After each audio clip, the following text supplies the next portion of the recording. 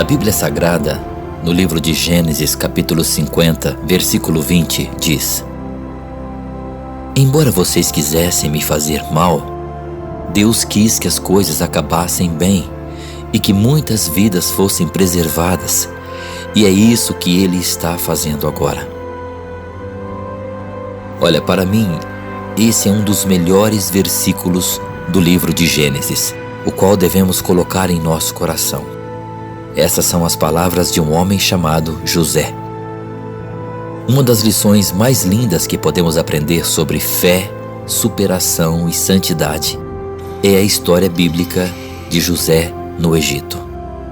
A Bíblia relata que ele foi um jovem que servia a Deus.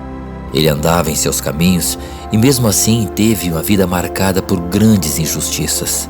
Sofreu inveja dos seus próprios irmãos, que maldosamente jogaram num poço para que morresse, mas depois resolveram tirá-lo de lá e o venderam como escravo. Ele se tornou um escravo no Egito. E lá, olha só que absurdo, ele foi falsamente acusado de tentativa de estupro. Foi preso, passando anos e anos na prisão.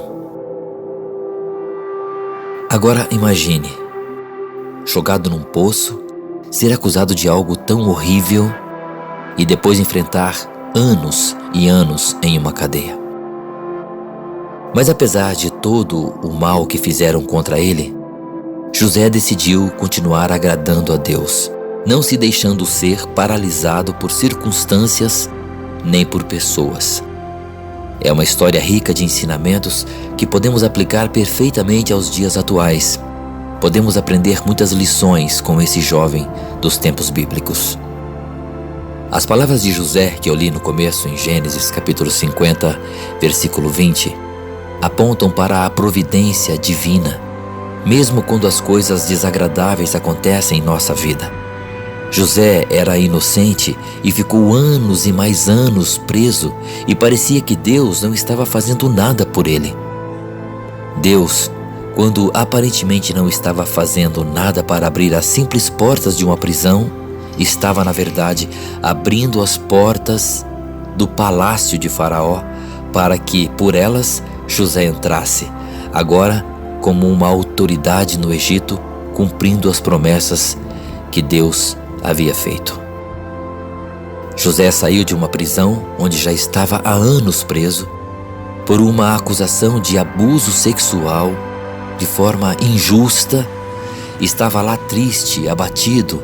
Enfim, você consegue se colocar no lugar daquele jovem? Consegue sentir a sua dor? Estando em uma prisão, sem dever nada, sem ter feito nada de errado. Consegue imaginar a amargura e tristeza que ele passou dia após dia naquela prisão? A tristeza que tomava conta do seu coração? Mesmo assim, apesar de todo o mal que fizeram contra ele, como eu disse, ele decidiu continuar agradando e sendo fiel a Deus, não se deixando ser paralisado por circunstâncias nem por pessoas. Atualmente, temos visto muitas pessoas que estavam ou estão sem perspectiva. Eu confesso a você que, em toda a minha vida, a melhor escolha que eu fiz foi continuar caminhando com Deus, mesmo quando tudo em minha vida parecia estar dando errado. Olha, eu confesso que houve uma época em minha vida em que eu entrei em depressão profunda. Fiquei angustiado, sem vontade de viver. Foram situações que magoaram meu coração de uma forma que você nem pode imaginar. E eu sei que não merecia o que eu estava passando. Você talvez já tenha passado por sofrimentos ou esteja passando e se pergunta: por que, meu Deus? O que eu fiz de errado para passar por isso? Por que o Senhor permite que isso está acontecendo comigo, sabendo que eu não mereço? Olha, quando nada aparentemente faz sentido, quando parece que Deus não existe, ou que Ele não se lembra de você, ou que está muito ocupado para poder te ajudar, e quem já passou por isso sabe, parece que a fé fica contra a fé.